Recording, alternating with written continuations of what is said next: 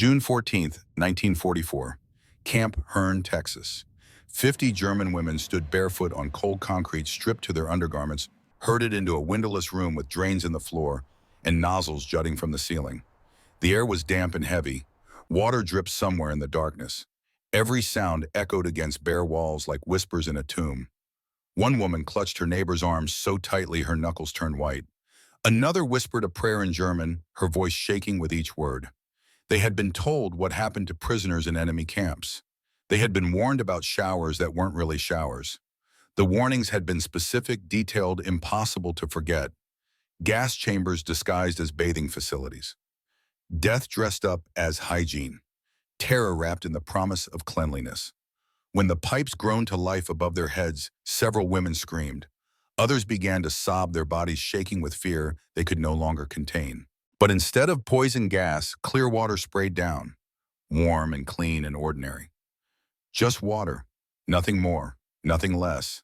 Simply water falling from rusted pipes in a Texas prison camp on a summer morning that felt like the end of the world. And in that moment, standing under the spray with bars of American soap in their trembling hands, they realized everything the Third Reich had told them about America was a lie. But to understand why these women believed they were about to die, we must go back 3 months earlier to a different place, a different time, when the lies they carried felt like truth. March 1944, Northern Italy. A military briefing room thick with cigarette smoke and tension. Margaret Hoffman sat in the third row. Her hands folded in her lap, her spine straight, despite the exhaustion that made her bones ache. She was 36 years old, a teacher from Munich. Before the war, she had taught literature to eager students who loved Shakespeare and Goethe and stories about the complexity of human nature.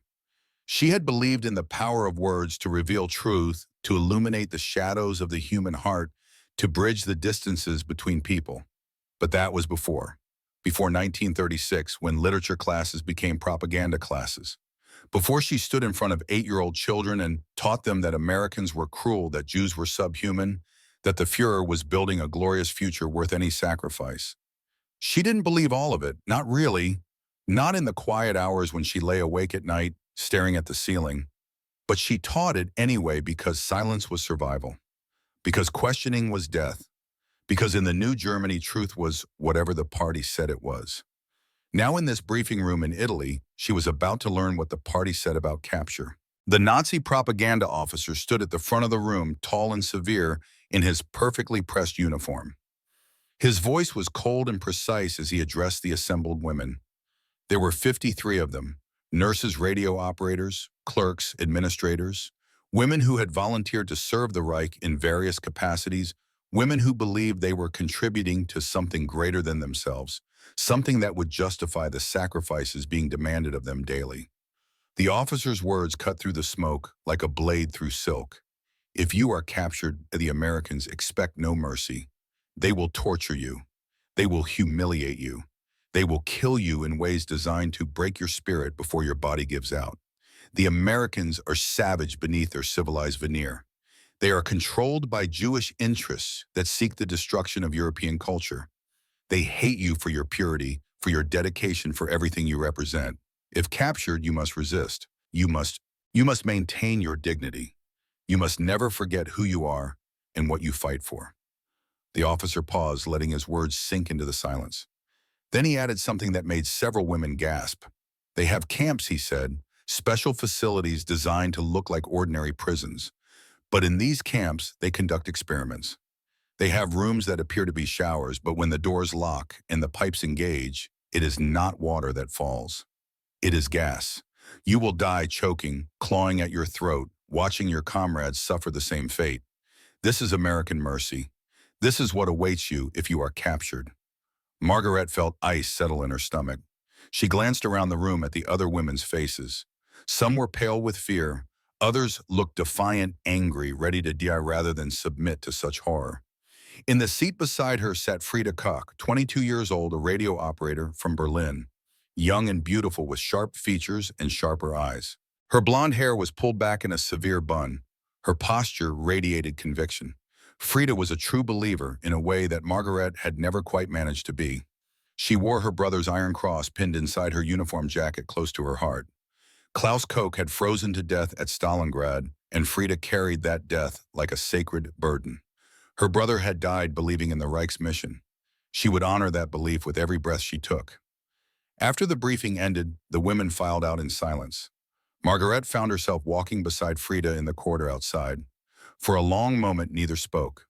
Then Frida said quietly, her voice steady, despite the weight of what they had just heard, "If it comes to capture, I will not give them the satisfaction. I have a capsule, we all do. Death with honor is better than torture without dignity." Margaret wanted to say something, wanted to question whether this was really how it would be, but the words died in her throat. Because what if Frida was right? What if the officers' warnings were true? The Reich had shown them photographs, testimonials from soldiers who had escaped Allied camps with stories of brutality. Why would the party lie about something so important? She did not know then that the photographs were fabricated, that the testimonials were scripted, that the entire edifice of fear was built on manipulation designed to make German soldiers and civilians fight harder to surrender. Les believed that death in battle was preferable to capture by the monstrous Americans. She did not know. But in 6 weeks she would learn. April 23rd, 1944. Southern France. A field hospital under fire. The American artillery came without warning. One moment Margaret was checking on a patient, a young soldier with shrapnel wounds who kept calling for his mother. The next moment, the world exploded in fire and smoke and screaming chaos. The hospital tent shredded like paper in a storm. Equipment crashed to the ground. Wounded soldiers cried out in terror and pain. Margaret grabbed her medical bag and ran. Her training took over, shutting down thought and leaving only instinct. Get out, get away, survive.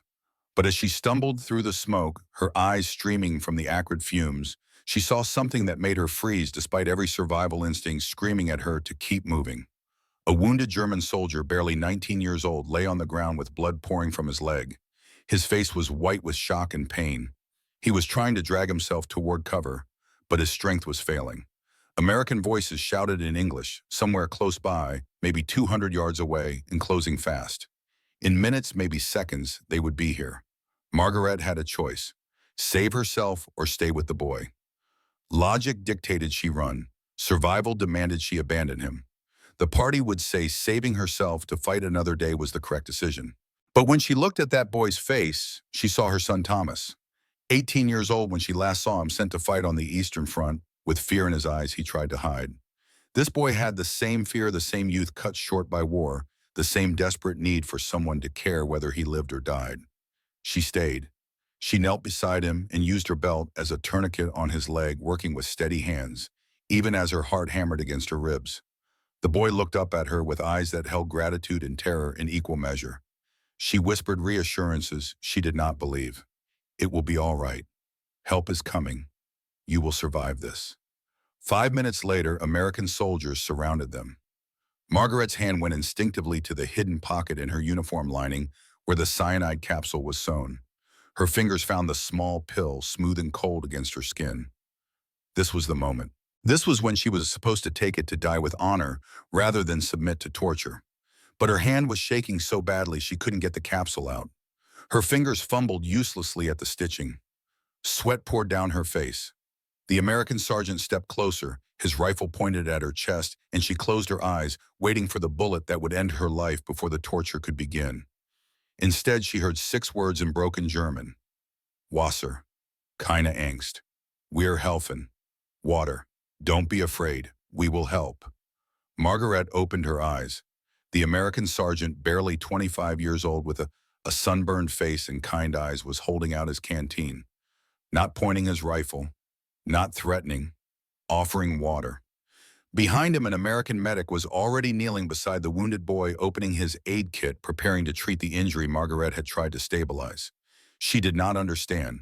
This was not what she had been told would happen. Americans were supposed to be monsters. They were supposed to kill or torture. They were not supposed to offer water and medical aid to enemy soldiers who had been trying to kill them moments before. The sergeant saw her confusion and said something else in English she didn't understand. Then he carefully placed the canteen on the ground beside her and stepped back, giving her space, not forcing her to accept his help, but making it available if she chose to take it. Margaret's throat was so dry it hurt. She had not had water since early morning. Her hands were still shaking as she reached for the canteen. The metal was warm from being carried against the sergeant's body. She unscrewed the cap and drank, expecting poison, expecting tricks, expecting everything except what she got, which was just water. Clean and cool and real. For the first time, a tiny crack appeared in the wall of certainty she had built around her beliefs. It was small, barely noticeable, easy to ignore. But it was there. Within an hour, 53 German women had been captured and assembled at a collection point. They sat on the ground in the shade of some trees while American soldiers stood guard. The guards did not threaten them, did not strike them, did not do any of the things the propaganda officer had warned about. They just stood there looking hot and tired and ready for this war to be over. Margaret found herself sitting next to a woman she had not met before. Katrine Bauer, 28 years old, a logistics clerk from Hamburg. Katrine had soft features and gentle eyes that looked out of place in a war zone. She was not political like Frida. She did not carry guilt like Margaret. She simply wanted to go home, though Hamburg had been bombed 3 times since Christmas, and there might not be a home left to return to. American soldiers moved among the prisoners distributing water canteens and K-rations. Some women refused to eat, convinced the food was poison. Others were too frightened to do anything but huddle together in silence. Frida sat rigid and alert, watching everything, analyzing every movement of their captors, looking for the trap she was certain existed beneath this facade of civility. She whispered to Margaret, her voice low and urgent, "They are fattening us, like cattle before slaughter. Do not trust this. Do not let your guard down." But then something happened that contradicted Frida's certainty. One of the younger German women, barely 18 with red hair and freckles, collapsed from dehydration and heat exhaustion. Her body simply gave out, crumpling to the ground like a puppet with cut strings. The women around her cried out in alarm. Several guards turned at the commotion. An American medic ran over immediately. He was young, maybe 20 years old, with the earnest face of someone who had not yet seen enough death to become cynical. His name tag read Cole. He dropped to his knees beside the unconscious girl and checked her pulse with professional efficiency. Then he called for water and began administering aid with gentle competence, talking to her in English she could not understand, but in a tone that needed no translation. "You are safe. I am helping. You will be all right." Margaret watched this scene unfold and felt another crack appear in her wall of certainty. If Americans were truly monsters, why would they care whether a German prisoner lived or died? Why waste medical supplies on an enemy? Why show compassion when cruelty was expected? She had no answers, only questions that grew louder with each passing moment. The journey to America took 3 weeks by transport ship across the Atlantic Ocean. The women were housed below deck in converted cargo holds, fitted with bunks and basic facilities. The conditions were not luxurious, but they were not the cattle cars of Margaret's nightmares either. They had thin blankets. They had access to latrines. They had 3 meals a day of bland but edible food. There were no beatings, no torture, no systematic cruelty, just the strange limbo of captivity that felt nothing like what they had been prepared to endure. Frida could not accept this reality. She organized 15 of the more loyal women into a resistance cell, holding secret meetings in the cramped spaces between bunks after lights out. Her instructions were clear and uncompromising. Do not speak to the guards beyond what is absolutely necessary. Do not eat more than required for basic survival. Do not show weakness or gratitude. Maintain dignity through resistance. Remember who you are and what you represent. The other women, about 35 of them, formed a less organized group around Margaret. They were not trying to resist. They were simply trying to survive, to get through each day without falling apart, to hold on to some small piece of normalcy in circumstances that felt surreal. Margaret found herself in the uncomfortable position of being a leader simply because she was older and educated and willing to be practical about their situation. On the 10th day at sea, a storm hit the Atlantic. Waves 30 feet high slammed into the ship with the force of artillery shells. The vessel pitched violently, throwing women from their bunks. Several sustained injuries, broken bones, deep cuts from sharp edges. One woman hit her head hard enough to cause a severe concussion that left her unconscious and seizing. The American medics came immediately. They navigated the pitching corridors with practiced balance and treated the injured German prisoners with the same care they would have given their own wounded. Private Danny Cole, the young medic who had helped during the initial capture, stayed up all night with the woman who had the concussion. He monitored her vital signs. He held her head when she vomited. He talked to her gently in English. She did not understand his voice, a constant reassurance in the darkness. He saved her life through nothing more than patient, competent medical care. Margaret sat in her bunk that night, listening to the storm rage outside, listening to Private Cole's soft voice murmuring comfort to a woman who was supposed to be his enemy, and she thought something she would never have dared think 3 weeks earlier. They are treating us better than our own officers did. The thought was dangerous, disloyal, a betrayal of everything she was supposed to believe. But it was also true, and truth has a weight that falsehood cannot match. Truth settles into your bones and changes the architecture of your understanding. Once acknowledged, it cannot be unacknowledged. It can only be accepted or denied, and denial requires more energy than Margaret had left. 6 days later, the transport ship entered New York Harbor at dawn. The Statue of Liberty emerged from morning fog like something from a dream. Margaret stood at the rail with dozens of other women, all of them staring at this monument they had been taught to hate. The propaganda had called it the monument to Jewish capitalism, a symbol of America's moral corruption and cultural decay. But standing there watching sunrise light up that copper face with its crown of spikes reaching toward the sky, Margaret felt something she had not felt in years. Awe. Frida stood beside her, silent for once. They watched together as the ship glided past the statue and into the harbor beyond. The city spread out before them, vast and intact and impossibly prosperous looking. Buildings stood tall and undamaged. No bomb craters, no rubble, no signs of the devastation that had consumed so much of Europe. Finally, Frida spoke, and her voice was so quiet Margaret almost missed the words. "It is beautiful. I hate that it is beautiful." Margaret glanced at her companion. Was that doubt she heard in Frida's voice? A hairline fracture in her armor of certainty? Or was she imagining it, projecting her own growing confusion onto someone who remained unshakable in her convictions? The train journey to Texas took 3 days, and with every mile the women's confusion deepened. They saw things through the windows that contradicted everything they had been taught about America. Farmhouses stood intact and prosperous. Children played in yards, their faces bright with health and happiness. Churches occupied prominent positions in every small town they passed through. Schools had playgrounds with swings and slides. Families waved at the train, not with hatred, but with curiosity, and sometimes inexplicably with sympathy. Where was the suffering? Where were the starving masses exploited by Jewish capitalism? Where were the social problems and moral decay the party had described in such detail? Everything looked good. Better than Germany before the war. Better than Germany during the war. Better than anything Margaret had seen in years. This frightened her more than bombs ever had. Because if America was not the hellscape they had been promised, if Americans were not the monsters they had been warned about, then what did that say about the paradise they had been building in Germany? What did it say about the sacrifices they had been told were necessary? What did it say about the lies she had taught to children who trusted her to tell them truth?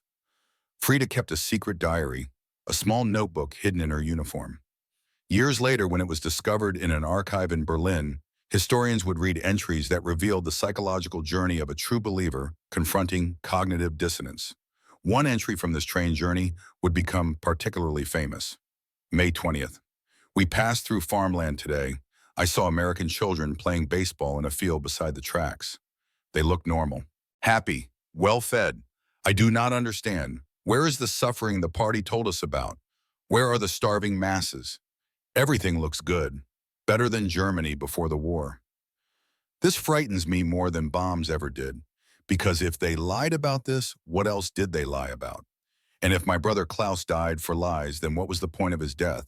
What was the point of any of it? The train pulled into a small station near Hearne, Texas on June 10, 1944.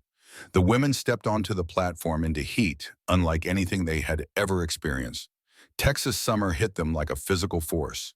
The air was thick and heavy, saturated with humidity and the scent of hay and something sweet they would later learn was mesquite wood burning somewhere in the distance. The landscape stretched endlessly in all directions, flat land reaching toward horizons that seemed impossibly far away. The sky was bigger than any sky Margaret had ever seen, vast and blue and empty, except for a few clouds that looked small and lost in all that space. It was beautiful and alien, and utterly unlike anything in their European experience. Trucks waited to take them to Camp Hearn, which sat a few miles outside the town itself.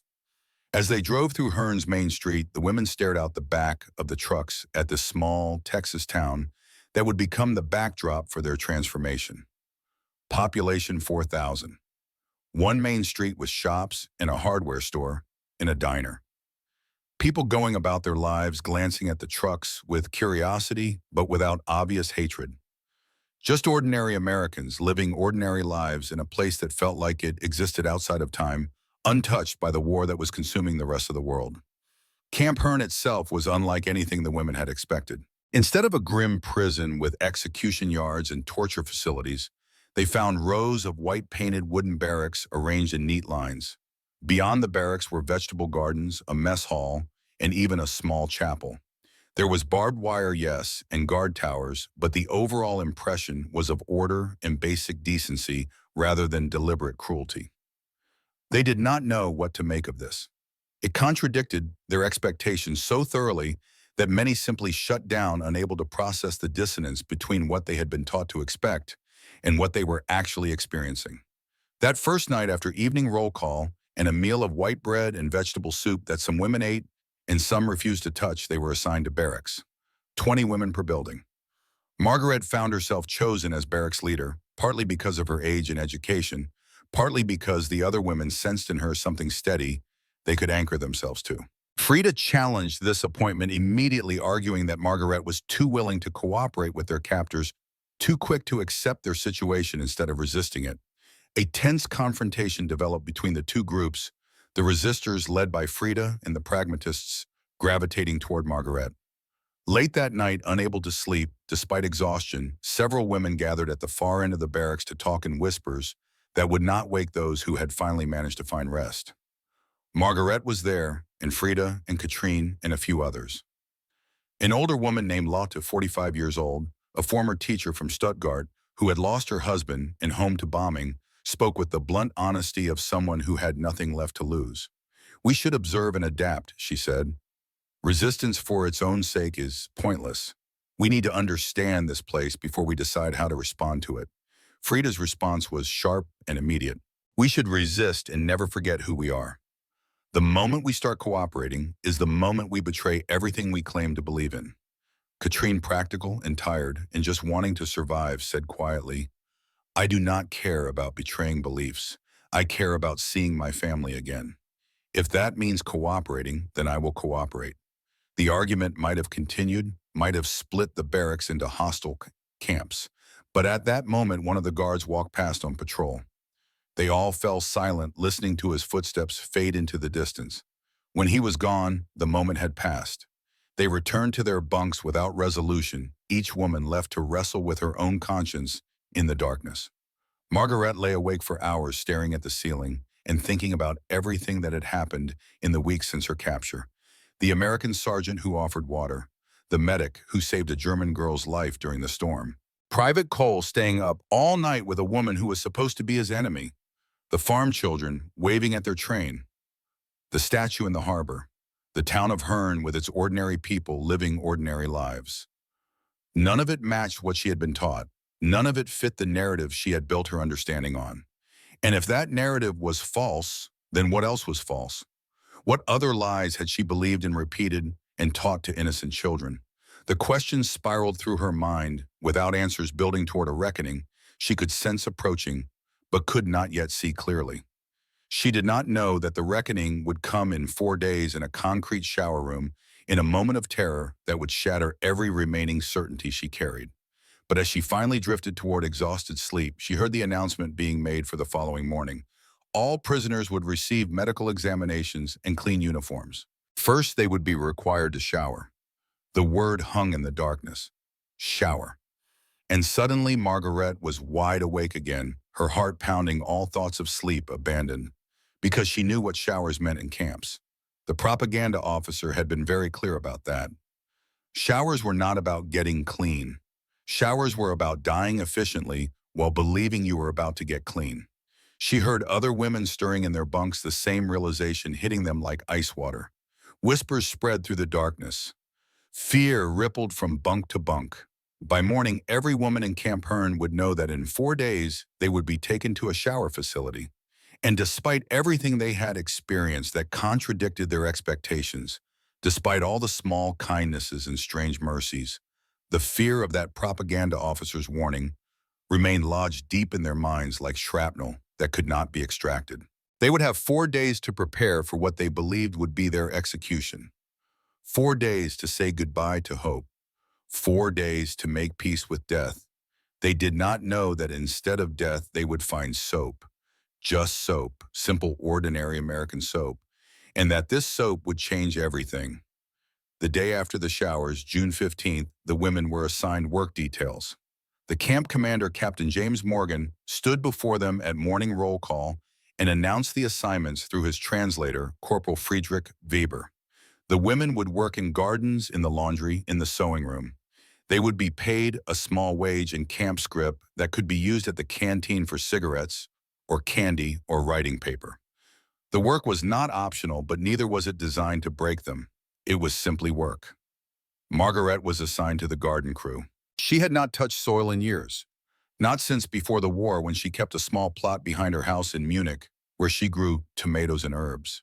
The memory of that garden felt like it belonged to a different person, someone who still believed in futures and growth and the simple pleasure of watching things bloom. The Texas dirt was different from Munich dirt. Red clay instead of black loam. It stuck to her fingers and stained her clothes and felt foreign under her nails. But there was something honest about it, something real and substantial after so many weeks of uncertainty and fear.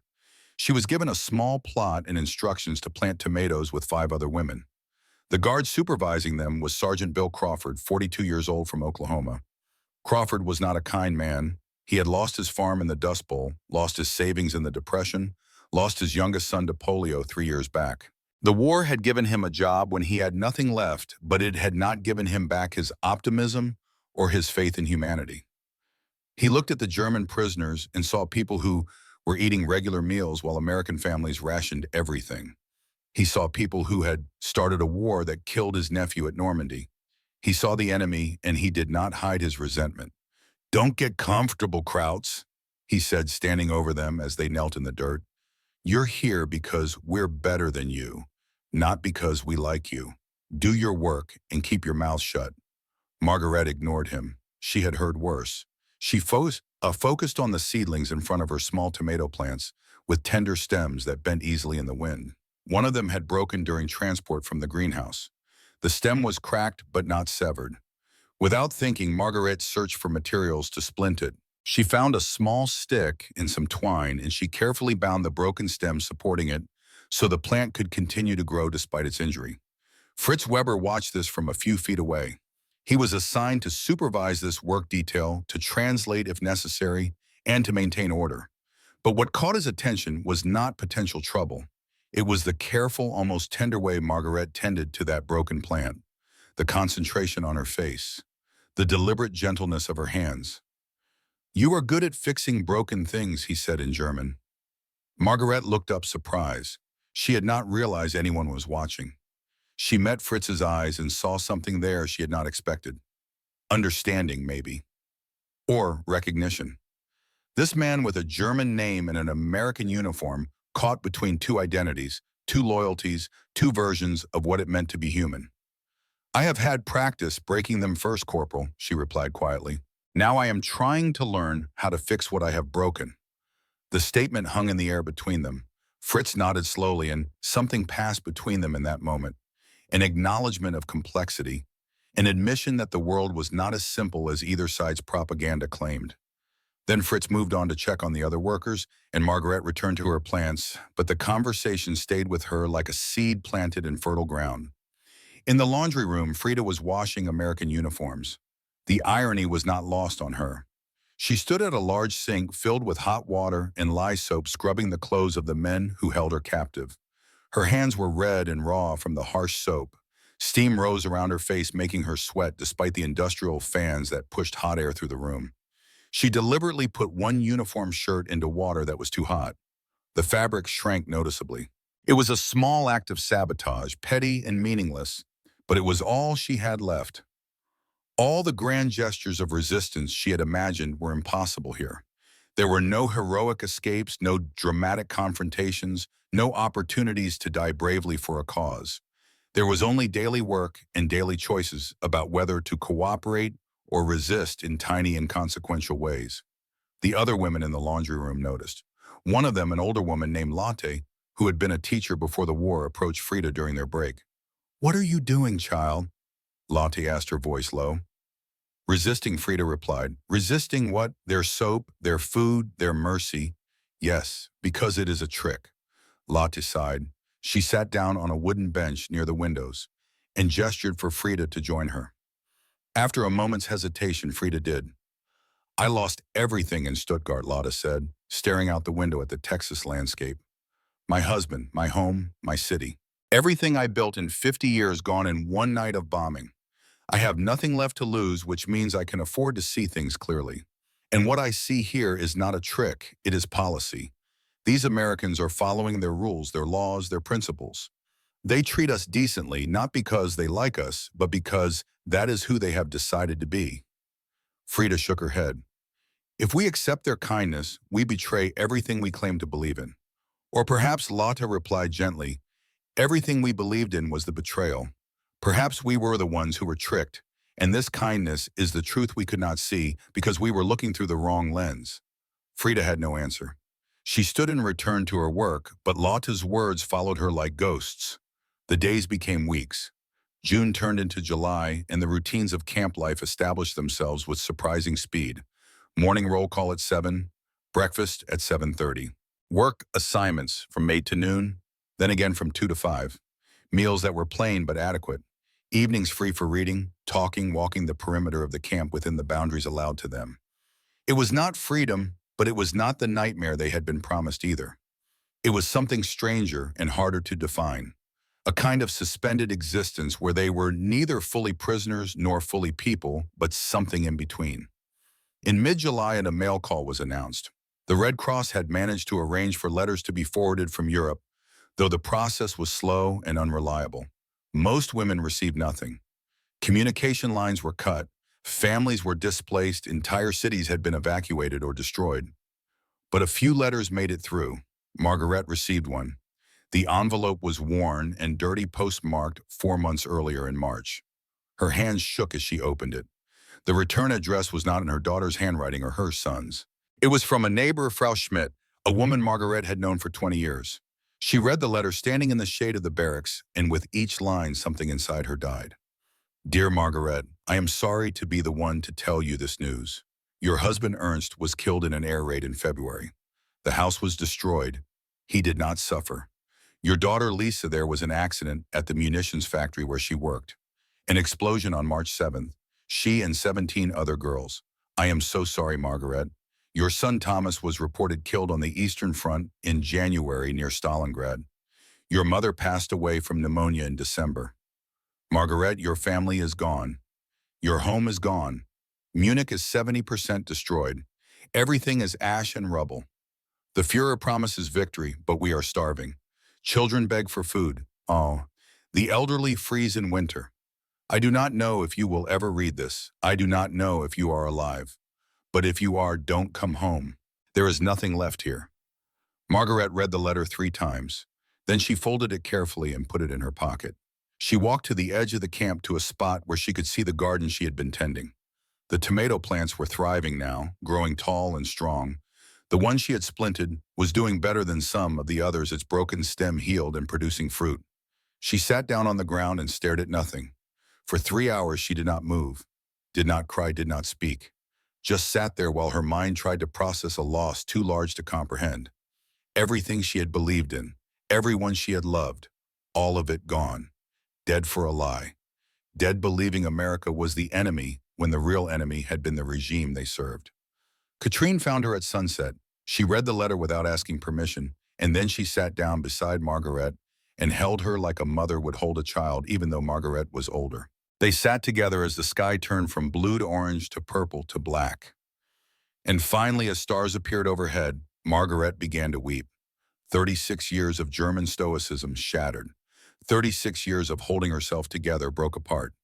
She cried for her husband who died believing she was serving something noble, for her daughter who died making weapons for a lost cause, for her son who froze to death for a regime that lied to him from birth, for her mother who starved while the party promised victory. Captain Morgan heard about the letter. The next morning, he came to the barracks personally, something he rarely did. He stood at the entrance with his hat in his hand and spoke through Fritz Weber's translation. Mrs. Hoffman, I heard about your loss. I am very sorry. Take tomorrow off, rest. He did not say anything else. He did not offer empty platitudes or false comfort. He simply acknowledged her grief and gave her permission to feel it. Then he left. Margaret stared at the doorway where he had stood. The enemy commander had just called her Mrs. Hoffman, not prisoner, not Kraut, not number. Mrs. Hoffman, like she was a person whose pain mattered, like her grief deserved respect. That simple act of humanity broke something in her that even the letter had not fully broken. It shattered the last wall of resistance, the final barrier between who she had been and who she was becoming. She whispered to the empty air, "We were the monsters. We were always the monsters." 2 weeks later, Frida's work assignment changed. After her laundry room sabotage was discovered, Captain Morgan called her to his office. Fritz translated the conversation that followed, and years later, Fritz would remember it as one of the most important exchanges of his military service. Miss Coke Morgan said, his voice calm but firm, "You deliberately sabotaged equipment." "Why? Because I am your prisoner, not your friend," Frida replied, her chin raised in defiance. "I am aware. That is why the Geneva Convention exists. But sabotage violates that protection. I could put you in solitary confinement. I could reduce your rations. I could make your life significantly harder than it currently is." Frida met his gaze without flinching. "Then do it. Prove that you are what we were told you are." Morgan removed his glasses and rubbed his eyes. He looked tired, older than his 34 years. When he spoke again, his voice was quieter, more personal. "What were you told? We are Miss Coke monsters, torturers, that you kill prisoners, rape women, destroy families for pleasure." Morgan was silent for a long moment. Then he said, "Miss Coke, my brother died at Pearl Harbor, December 7th, 1941. He was 29 years old. I hate your government for starting this war. I hate the regime that fed you lies. But I do not hate you." "You should," Frida said, and her voice cracked slightly on the words. "Maybe, but I took an oath to uphold certain principles. One of them is that even enemies deserve dignity. Your punishment is 2 weeks extra duty at the Wilson Ranch 10 miles from here. You will help repair the damage you caused and learn proper fence mending, cattle care, and equipment maintenance. When you go home, and you will go home, you will have skills to rebuild." Frida stared at him. "That is not punishment. That is education. That is the point, Miss Coke. We are not monsters. We are just people trying to do right in a war that made wrong too easy." For the first time since her capture, Frida cried in front of someone else. Not from fear or grief, but from the crushing weight of cognitive dissonance. Everything she had built her identity on was crumbling, and she did not know what would be left when the collapse finished. The Wilson Ranch became Frida's education in more ways than she expected. James Wilson was 55, a cattle rancher whose son was fighting in the Pacific. He needed help, and he did not particularly care if that help came from German prisoners as long as the work got done. His wife Betty was a practical woman with kind eyes and a gift for seeing people as they were, rather than as labels defined them. Over 2 weeks, Frida learned to mend fences, herd cattle, repair equipment, and ride horses. The work was hard and honest. It left her exhausted at the end of each day, but it was the kind of exhaustion that came from building things rather than destroying them. There was satisfaction in that, a feeling she had not experienced in years. The first time she sat on a horse, a chestnut mare named Ruby. Something shifted inside her. Up there with Texas wind in her face and endless sky overhead, she felt free. Not physically free, she was still a prisoner, being supervised by guards. But free in her mind. Free from the rigid certainties that had defined her for so long. Free to question everything she had been taught without feeling like she was betraying her brother's memory. Betty Wilson brought lemonade during breaks, and one afternoon she sat down beside Frida on the porch of the ranch house. "You remind me of my son," Betty said, smiling. "Stubborn, but capable." "Your son fights us," Frida replied. "Germany. He fights a government, honey, not you." There's a difference, is there? I sure hope so. Otherwise, this whole war is just sadness multiplying itself. And I can't believe that's all we're capable of. Frida had no response. She sipped her lemonade and watched cattle graze in the distance and thought about multiplication, about how hate creates more hate, more violence, lies, more lies, but also about how kindness might multiply too if given the chance. How one act of mercy might inspire another, creating ripples that spread farther than anyone could predict. By August, something had fundamentally changed in Camp Hearn. The rigid separation between prisoners and guards had not disappeared, but it had softened. Small conversations happened at work sites. Names were learned. Jokes were occasionally shared across the language barrier. It was not friendship exactly, but it was coexistence, moving towards something that resembled mutual humanity. Katrine had been working in the sewing room for 2 months, and Private Danny Cole, the young medic, visited every day with repairs that seemed increasingly unnecessary. One afternoon, he brought a uniform shirt with a button that was perfectly secure. "Can you fix this?" he asked. "Button might come loose." Katrine examined it. "This button is fine, Private Cole." Danny grinned, his ears turning red. "Well, it might come loose later. Better safe than sorry." For the first time since her capture, Katrine almost smiled. It was a tiny thing barely visible, but it was there. A crack in the armor of grief and fear she had worn for so long.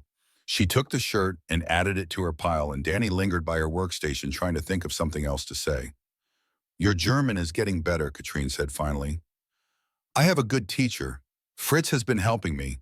I thought, if I could speak a little German, maybe we could." He trailed off, uncertain how to finish. "Maybe we could. What talk? Like people, not enemies." "We are enemies, Private Cole." "Are we? Because it doesn't feel that way anymore." "Not to me." "That is what makes it harder," Katrine said quietly. "Because when this ends, I go home. You stay here. Whatever this is, it cannot be." Danny started to argue, but Fritz Weber appeared in the doorway. "Private," he said, not unkindly. "Captain Morgan wants to see you about supply requisitions." Danny left reluctantly. Fritz watched him go, then turned to Katrine. His expression was sympathetic. "He's young," Fritz said in German. "He does not understand yet that some things are impossible no matter how much we wish otherwise. Do you understand that, Corporal? I do.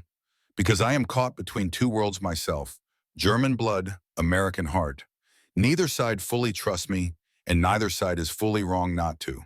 I understand impossibilities better than most." Katrine bent her head over her sewing and did not reply, but tears dropped onto the fabric she was mending, darkening the olive drab cloth with small wet circles.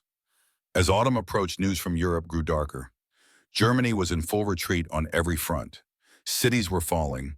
The Reich that had promised 1,000 years was collapsing after 12. The women listened to BBC broadcasts that Captain Morgan now allowed, and they heard reports of refugees fleeing of cities and ruins of Soviet armies advancing from the east with a reputation for brutality that made some women wish they could stay in Texas forever, rather than face liberation by Stalin's forces. October 23rd brought a different kind of news. A young man from Hearn, Tommy Henderson, had been killed in France. His body was being returned home. The funeral would be held at the town's Baptist church. And in the aftermath of that funeral, a group of townspeople led by Tommy's father, Bill Henderson, decided they had had enough of watching German prisoners eat regular meals and work in pleasant conditions while American boys died overseas. 40 people marched to Camp Hearn on a Sunday afternoon. They gathered at the gates, angry and grieving, and looking for someone to blame for losses too large to process.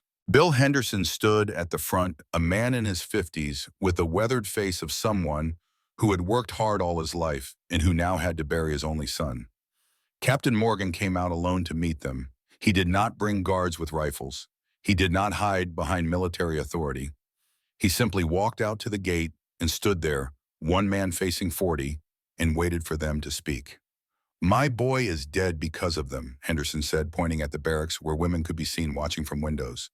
"And you give them turkey dinners and pay them wages while American families ration everything."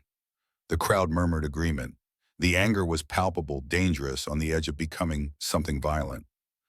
"Mr. Henderson Morgan," said his voice carrying across the crowd, "you are right, your son is dead. My brother is dead. 20 million people are dead in this war.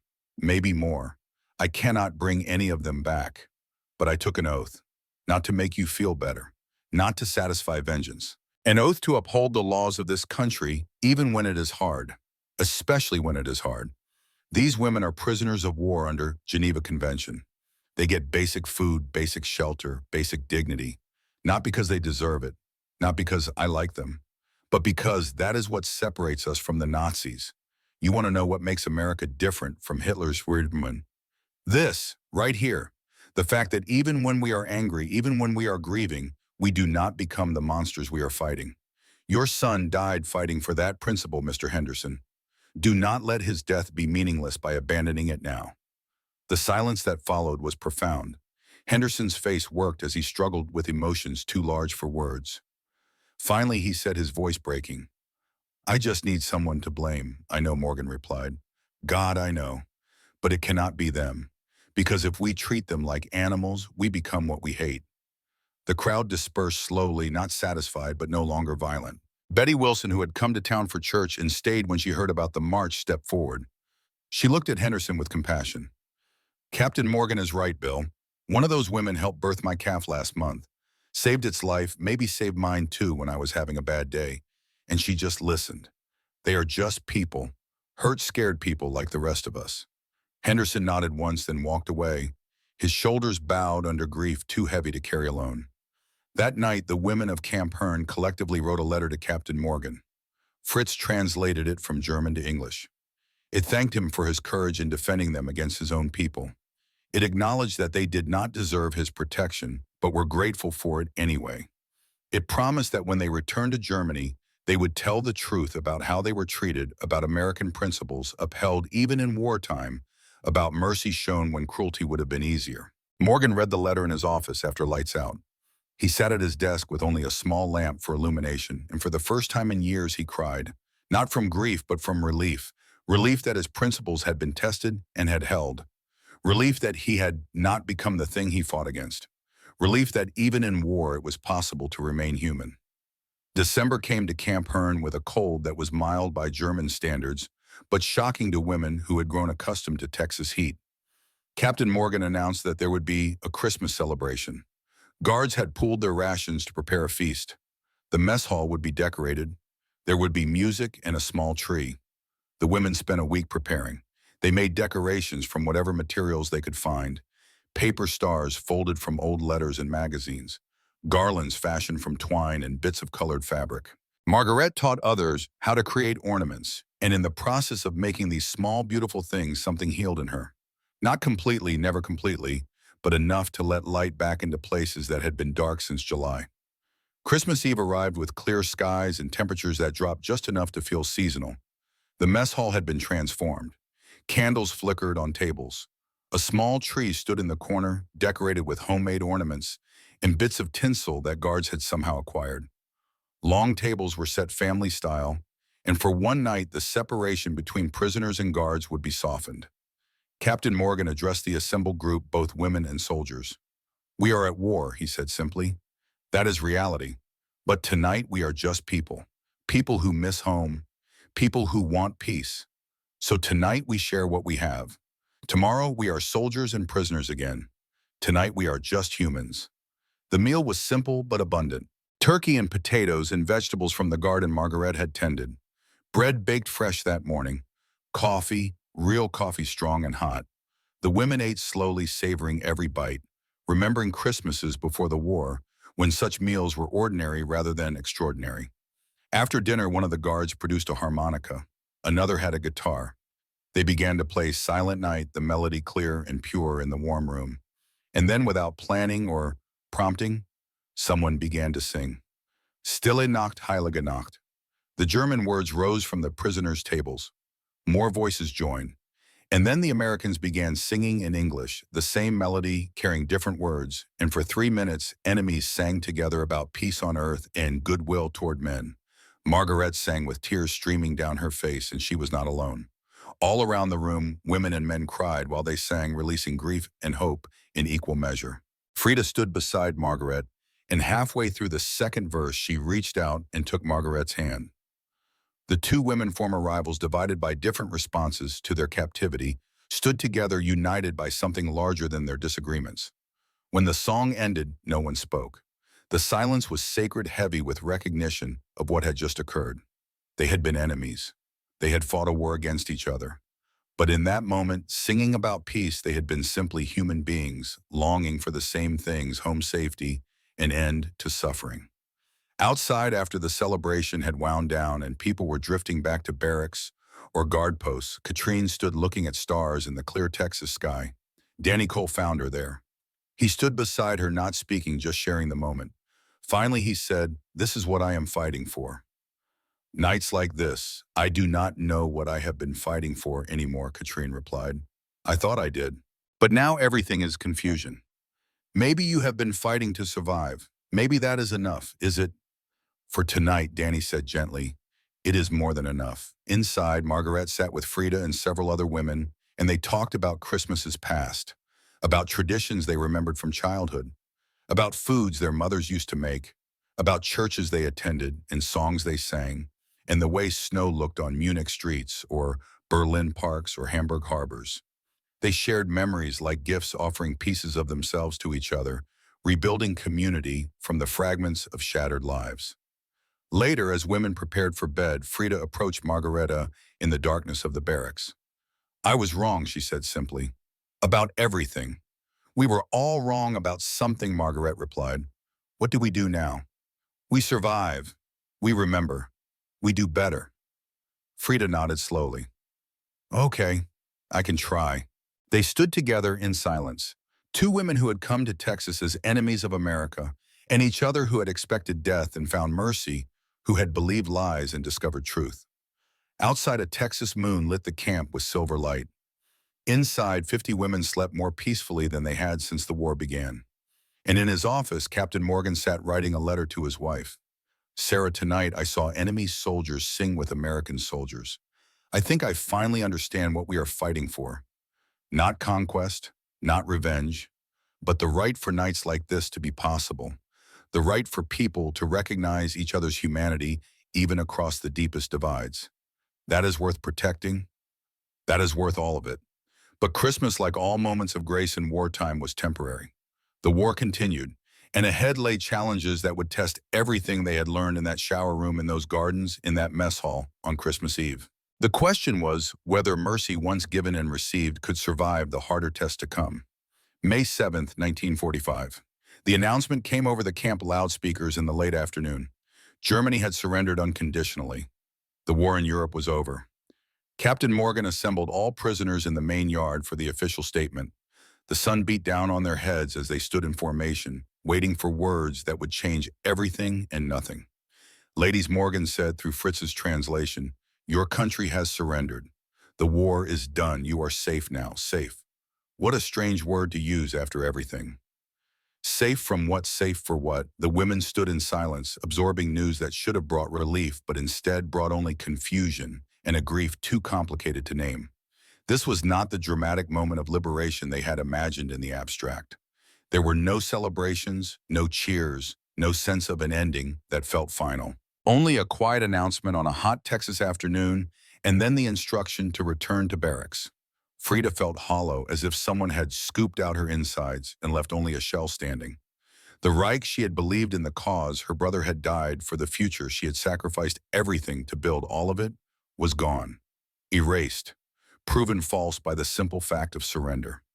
She walked to the fence line at the edge of camp and stood there for an hour, staring at the horizon, trying to process a world where everything she had organized her life around no longer existed. Margaret sat in the garden she had tended for 11 months. The tomato plants were still producing, heavy with fruit that would ripen after she was gone. She had planted beans 2 weeks ago that would not be ready to harvest until July. Cover crops were scheduled for autumn planting to restore nutrients to the soil. All her plans, all her careful work would be completed by other hands or left undone. She would not see the results of what she had built, but she had built it anyway because that was what you did. You planted seeds even when you knew you would not harvest them. You fixed broken things even when you would not see them whole. You did the work because the work needed doing, not because it benefited you personally. Katrine collapsed in the sewing room, weeping into a half-finished uniform she had been repairing. Danny found her there and held her while she cried, not speaking, just offering his presence as comfort. When she could finally form words, she said, "My parents are dead. I know they are. Hamburg was bombed so many times. If they were alive, they would have written. I am alone in the world, Danny. Completely alone. Stay," Danny whispered. "Marry me. Build a life here. You don't have to go back." But Katrine shook her head. "The law does not allow it. Enemy nationals cannot immigrate. You know this. We could find a way. There is no way. And even if there were, I cannot abandon Germany when it needs rebuilding most. I cannot stay here in safety while my country suffers the consequences of what we did. That would be the final act of cowardice." Danny had no argument against her sense of duty, only the raw pain of knowing that something real and good was being destroyed, not by hatred, but by laws and circumstances beyond their control. He held her until the evening bell rang for dinner, and then he let her go, and they both understood that the letting go had begun in earnest now. That night, the barracks were silent in a way they had never been before. No conversations, no whispered prayers, no quiet crying. Just heavy silence as 50 women lay awake processing the same impossible question. What now? They were no longer at war, but they were still prisoners. No longer enemies, but still foreigners. No longer fighting, but not yet free. They existed in limbo, waiting for bureaucracy to decide their fates, knowing that home was both inevitable and impossible. The orders came in June. Repatriation would begin in late July. The women had 6 weeks to prepare for departure. 6 weeks to say goodbye to a place that had become against all expectation and reason, something like home. Not home in the way Munich or Berlin or Hamburg had been home, but home in the sense of a place where they had been transformed, where they had learned truths that would shape the rest of their lives, where they had been shown a version of humanity they would carry forever. Captain Morgan allowed increased freedom within the camp during these final weeks. Women could walk the grounds without escorts. They could visit each other's work areas. They could spend time in places that had meaning to them. Many went to the garden to help with harvest, even those who had never worked there. It felt important to complete something, to finish well, to leave the place better than they had found it. Frida went to the Wilson Ranch one last time. Betty Wilson had packed a basket for her seeds wrapped carefully in paper instructions, written in simple English, that Frida had learned to read over her months of work there. "For when you rebuild honey," Betty said, embracing her, "you will need these." Frida accepted the basket with trembling hands, knowing she would probably never plant these seeds, that they would remain preserved in memory rather than grown in soil, but treasuring them anyway as symbols of a life she might have lived in another world. James Wilson walked Frida to the fence line one last time. "You are a damn good ranch hand," he said gruffly. "Would hire you permanent if circumstances were different." Frida nodded, not trusting her voice. Then Wilson did something unexpected. He took off his worn cowboy hat and placed it on her head. "Something to remember Texas by," he said. Then he walked away quickly before emotions could overwhelm either of them. Katrine and Danny had one final evening together. They sat outside the sewing room building as the sun set, not touching, because guards were nearby, but close enough that they could feel each other's presence like warmth from a fire. Danny had written his address on a piece of paper. "If you ever need anything," he said. "If you ever want to write. If things change." Katrine took the paper and folded it carefully. "I will remember you," she said. "Not the way people remember acquaintances or casual friends. I will remember you the way people remember moments that change them. You showed me that love is possible, even in impossible circumstances. That matters more than you know." "Will you write to me?" Danny asked. "Even just once, so I know you made it home safely, I will try. But Danny, you should not wait for me. You should live your life. Find a good woman who can give you the future you deserve. Have children and a farm and all the normal things. You are what I want, I know. That is why I am telling you to want something else. Because I love you enough to let you go toward happiness rather than hold you to impossibility." They sat until full dark, and then Fritz Weber came to walk Katrine back to her barracks. He looked at Danny with sympathy. "Some things are not fair, Private," he said. "War is full of them. You did nothing wrong, neither did she. Sometimes good people just get hurt by forces bigger than themselves." The night before departure, Margaret walked the camp one final time. She visited the garden and touched the plants she had nurtured. She walked past the mess hall where they had sung on Christmas Eve. She stood outside the shower building where everything had changed 11 months ago. She pressed her hand against the concrete wall and whispered thank you to the building, to the moment to the soap that had shattered her certainties and rebuilt her understanding of what it meant to be human. Fritz Weber found her there. "Tomorrow you go home," he said in German. "I have no home," Margaret replied. "Everything is gone. I am going back to ashes and rubble, in a country that will hate me for telling the truth about America." Then why go back? Because someone has to tell the truth. Someone has to teach the next generation something different than what my generation was taught. If everyone who learned better stays away, Germany will never change. Fritz nodded slowly. "You know," he said, "I am German and American both. For years I thought that made me neither, that I was caught between two identities without fully belonging to either. But I think now maybe it makes me both. Maybe being two things is not division, but expansion. Maybe you can be German and also carry American principles in your heart. Maybe that is what rebuilding requires." Margaret looked at this man who had walked into a shower room fully clothed to prove that mercy existed. "I will never forget what you did," she said. "You saved us, not from death, from remaining our worst selves. That is a greater gift than you know." The morning of July 28th dawned clear and hot. The women assembled in the yard with their few possessions. Most had almost nothing. The clothes on their backs, small items acquired during their captivity. Margaret carried a bar of soap wrapped carefully in cloth, the same soap from that first shower, dried and cracked but preserved. Frida carried Betty Wilson's seeds in James Wilson's hat. Katrine carried Danny's address in a handkerchief he had given her, white with his initials, embroidered in blue thread. Captain Morgan addressed them one final time. His voice was steady, but his eyes showed emotion he did not try to hide. "Ladies, you came here as prisoners. You leave as, I don't know what the right word is, not friends, not allies, but human beings who survived something together. Go home. Rebuild. Remember that kindness is possible even in the worst times. Tell the truth about what you saw here. The truth is the only thing that can prevent this from happening again." Margaret stepped forward. She had the embroidered handkerchief they had collectively made for Morgan white fabric, with red thread spelling out "Danke für Würde." "Thank you for dignity." She handed it to him formally, and he accepted it the same way, a small ceremony of mutual respect that transcended the categories of victor and vanquished. The trucks came to take them to the train station. Women climbed aboard slowly, looking back at the camp that had held them. Some cried, some were silent. All were changed in ways that would take years to fully understand. As the trucks pulled away, Fritz Weber stood at attention and saluted. Morgan saluted beside him. And slowly from the backs of the trucks, the women returned the salute. It was not a military gesture, but something else. An acknowledgement, a farewell, a recognition that what had happened between them mattered and would continue to matter long after they parted. The ship crossing back to Europe took 3 weeks, the same as the journey west had taken. But this time there was no fear of death, only fear of what they would find upon arrival. Women talked quietly about their plans, about how they would survive in a destroyed country, about whether anyone would want to hear what they had learned in Texas. Most doubted it.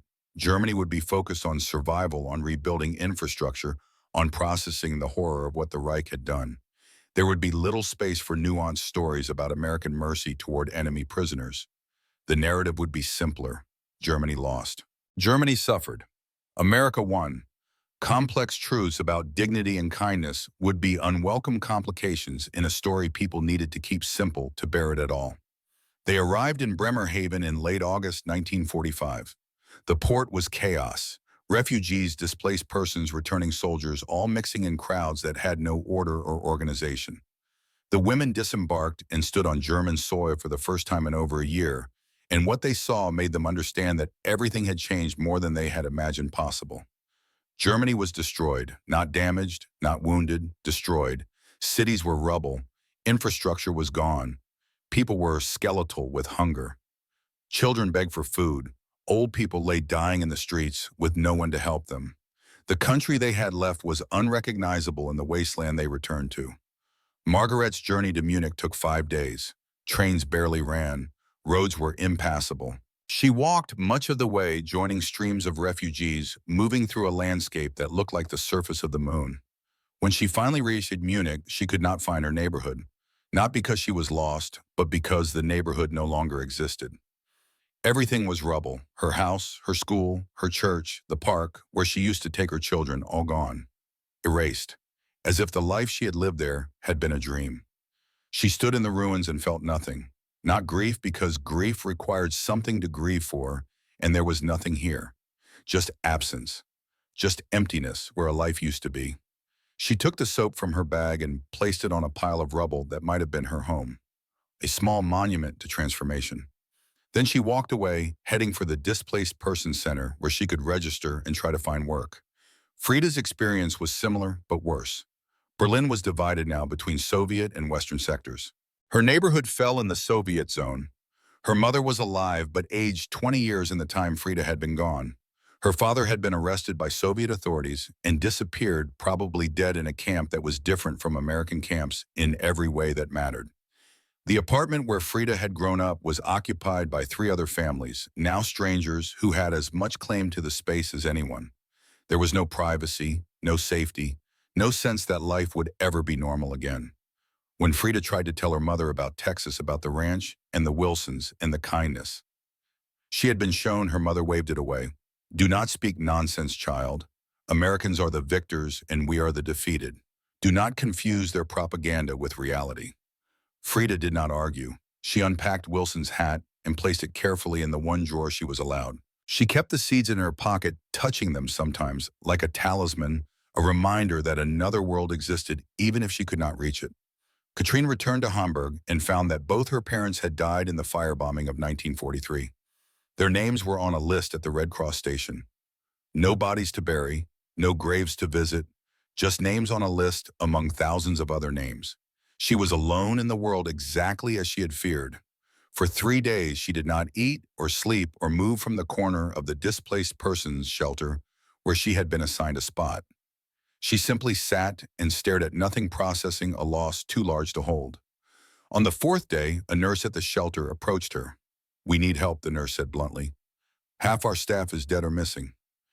You have medical training from your time as a prisoner. Will you work? Katrine looked up slowly. Yes, she said, because work was survival, and survival was all she had left. The years that followed were hard in ways that made the war seem simple by comparison. At least during the war, there had been bonds and purposes in the structure of conflict to organize existence around. In the aftermath, there was only rubble and hunger, and the slow, painful work of rebuilding from nothing. Margaret found work teaching in 1946. Schools were desperate for anyone with education and experience. She stood in front of classrooms full of children who had been taught the same lies she had taught, who had lost parents and homes and futures to those lies, and she taught them something different. Critical thinking, how to question authority, how to recognize propaganda, how to think independently. Her students were initially hostile. They called her the American sympathizer behind her back. They repeated party slogans and challenged her constantly. But Margaret was patient. She did not lecture. She asked questions. She presented evidence. She taught them to think rather than telling them what to think. And slowly, over months and years, some of them began to understand. Not all, but some. And some was enough to justify the work. Frida spent 3 years in Berlin before she met a carpenter named Hans, who was rebuilding the city one building at a time. He was quiet and steady and had no interest in politics or ideology. He simply wanted to make things. They married in 1949, had 2 children by 1952, built a life that was small and ordinary, and exactly what Frida needed after years of grand causes and dramatic beliefs. She never planted Wilson seeds, could not bring herself to put them in the ground where they might fail. But she kept them in a box on her dresser and told her children about Texas sometimes, about cowboys and cattle, and skies so big it made you feel small and safe at the same time. She applied for a visa to emigrate to America 7 times between 1946 and 1960. Each time she was denied. Former enemy nationals were not welcome, especially those who had served in military capacities. The irony was not lost on her. She had learned to love America through American mercy, but America's laws did not allow her to act on that love. So she stayed in Germany and raised her children and told them stories about a country they would never see, but that had changed their mother in fundamental ways. Katrine became head nurse at Hamburg Municipal Hospital in 1955. She never married despite several proposals. Men sensed something held back in her, some part of herself that remained unavailable, and eventually they moved on to women who could give themselves completely. Katrine told herself she was dedicated to her work, that she had chosen the service over personal happiness, that it was a noble sacrifice. But on quiet nights, she would take out Danny's handkerchief and hold it and remember 3 months of impossible love that had taught her what her heart was capable of feeling. In 1958, she received a letter forwarded through the Red Cross. It was from Danny. He was married now, had a daughter, worked as a veterinarian in Oklahoma. He wrote simply, "I wanted you to know I found happiness. I hope you have too. I think of you sometimes and wonder if you remember Texas. If you remember me. I hope the memory is kind." Katrine read the letter 3 times, then wrote a response. "I am happy for you, Danny. You deserved a full life, and I am glad you found it. I remember Texas every day. I remember you every day. What we had was real, and real things matter, even when they end. Thank you for showing me that love exists even in impossible places. Be well." She never heard from him again, but she kept his letter with his handkerchief in a box under her bed, and sometimes when work was especially hard and the weight of other people's suffering became too much to bear, she would take them out and remember that she had been loved once by a good man in a time of great darkness, and that love had not been able to survive but had been real nonetheless. November 1957, Hamburg. A letter arrived at Margaret's apartment. She was 49 now, graying and tired, but still teaching, still trying to give the next generation tools her generation had lacked. The letter was from the Red Cross. They had located 28 women from Camp Hearn who were alive and reachable.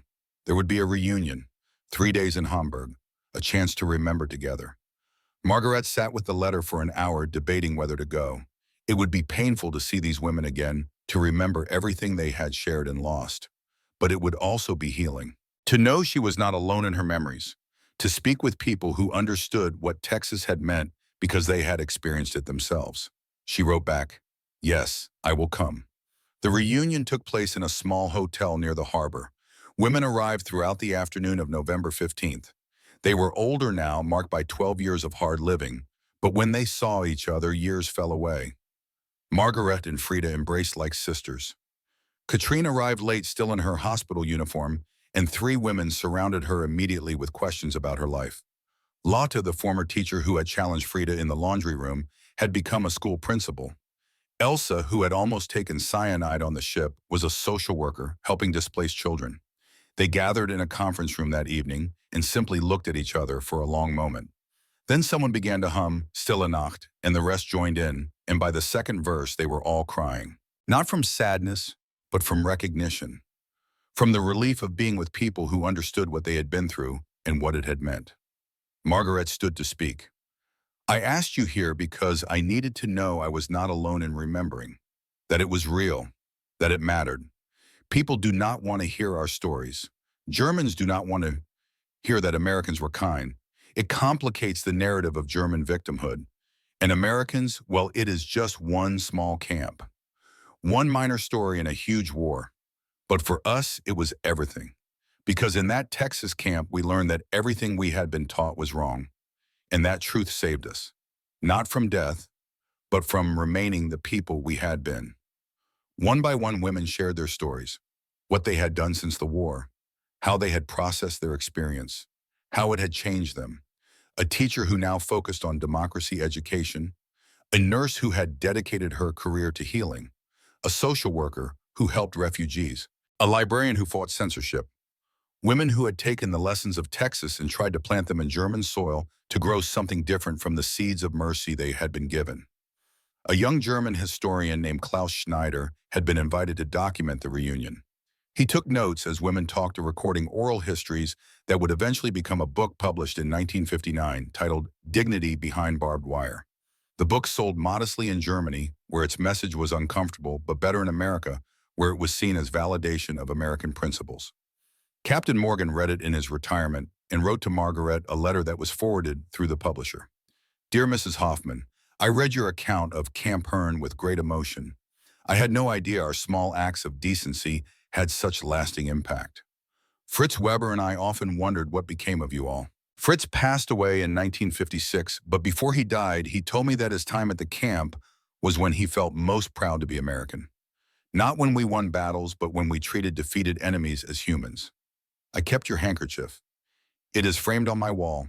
When people ask about it, I tell them it is a reminder that mercy costs nothing, but pays dividends forever. I hope you have found peace, Mrs. Hoffman. You deserved it. With respect, James Morgan. Margaret replied, sharing the news of the other women inviting him to visit Germany if he ever came. He declined, citing age and health, but he sent a gift, a jar of Texas soil. So you can plant something from where you were reborn, his note said. Margaret opened the jar and mixed the red Texas clay with German earth in a pot on her windowsill.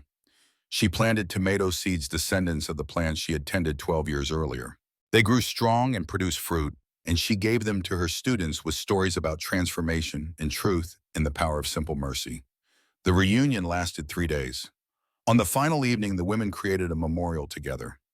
Paper stars, just like Christmas 1944. Each woman wrote something on her star, a memory, a lesson, a hope. They hung the stars on a small tree in the hotel room, and in that space for those moments they existed outside of time and loss and regret. They existed in a space of pure memory, pure gratitude, pure acknowledgement of what they had survived together. When the reunion ended, they promised to stay in touch. Some did, most did not. Life was demanding, distance was vast, the past was painful. But for 3 days in Hamburg in 1957, 28 women had testified to each other that mercy matters, that kindness changes people, that dignity offered to enemies can transform the world in ways no weapon ever could. Margaret lived until 1989. She taught for 22 years, retired in 1968, and spent her remaining years writing a memoir that would not be published until after her death. She died on November 9, 1989, the night the Berlin Wall fell, and on her desk was found a worn bar of soap and a journal. The last entry read, "If I could speak to my younger self, the woman who stood in that shower room, certain she would die, I would tell her this. You will die today. The person you were, the woman who taught lies and served evil and did not question, she will die, and you will be reborn. Not perfect, not innocent, but aware. And awareness once gained becomes responsibility. You will spend the rest of your life trying to deserve the mercy you were shown. You will never fully succeed, but the trying is what matters. Thank you, America. Thank you for the soap that changed everything." Frida died in 1982 in Berlin. Her children found Wilson's hat and the packet of seeds among her things. Inside the seed packet was a note in her handwriting. "These are from Texas, from people who showed me that enemies can become teachers. I never planted them because I was afraid they would not grow, and I needed to preserve the possibility that they might. Perhaps you will be braver than I was. Perhaps you will plant them and see what grows." Her daughter planted the seeds the following spring. They grew into tomato plants that produced fruit all summer. She saved seeds from those plants and shared them with friends, and over the years, descendants of Betty Wilson's Texas tomatoes spread through German gardens, a living legacy of kindness multiplied. Katrine died in 1991. She had become a legend at Hamburg Municipal Hospital, training over 500 nurses in her philosophy of care. Heal the person, not just the injury. See the human, not just the patient. In 1984, a young American medical student came to tour the hospital. His name was Michael Cole. His grandfather had been named Danny. Katrine gave him a private tour, and at the end she handed him something, a faded handkerchief with initials embroidered in blue thread. "Give this to your grandfather," she said in English that was still accented after 4 decades. "Tell him it mattered. Tell him I became who I needed to be because of him. Tell him the love was real, even though it could not last.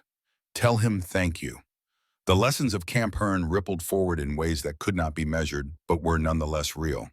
Students taught by Margaret became journalists and activists and educators who helped shape modern Germany's commitment to democracy and truth. Patients treated by Katrine went on to treat others with the same compassion they had received. Children raised by Frida learned that enemies are just people trapped in different circumstances, and they raised their own children with that understanding. The ripples spread across generations, invisible but powerful, changing the world one person at a time through the simple multiplication of mercy received and then given forward. Today, Camp Hearn is mostly gone. A few foundations remain. A historical marker on Highway 6 marks the location. Most people drive past without noticing, but the impact of what happened there continues. The story is taught at military academies as an example of how to uphold principles under pressure.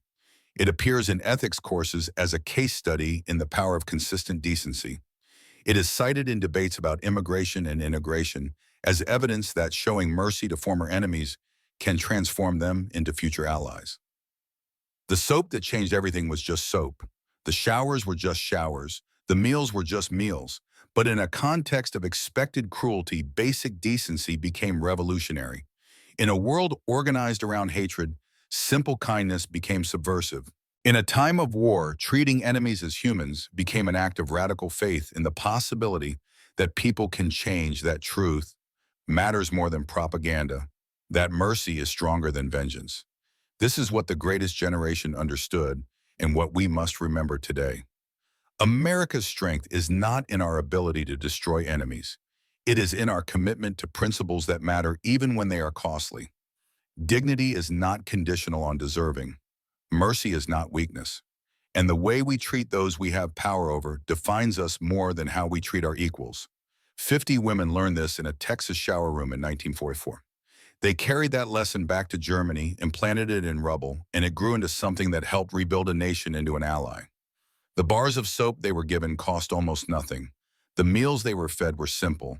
The work they did was ordinary. But the principle behind those ordinary acts, the commitment to treat even enemies with basic human dignity, that principle changed the world. It proved that American values were not just propaganda, but lived truths. It demonstrated that even in war, humanity can survive. It showed that mercy, once given, multiplies forward in ways that no one can predict, but everyone benefits from. On a shelf in the Camp Hearn Museum, preserved under glass, sits a bar of soap, white and cracked and dried with age, stamped with U.S. Army, ordinary in every way except for what it represents. A German woman carried it for 45 years as a reminder that she had been wrong about America, that kindness had shattered her certainties, that mercy had saved her soul. And perhaps that is the final lesson. That truth is more powerful than lies. That decency is stronger than cruelty. That simple acts of basic humanity can transform people in ways that weapons never could. That soap offered in a moment of terror can change everything. This is what made the greatest generation great. Not the battles they won, but the principles they maintained. Not the enemies they defeated, but the mercy they showed. Not the war they fought, but the peace they built through choosing again and again to be better than their worst impulses demanded. They gave enemies soap when they could have given death. And in doing so, they proved that America is not just a place. It is an idea. The idea that all people deserve dignity, that mercy matters more than revenge, that the way forward from war is not through continued hatred, but through recognition of shared humanity. May we remember, may we honor, may we continue.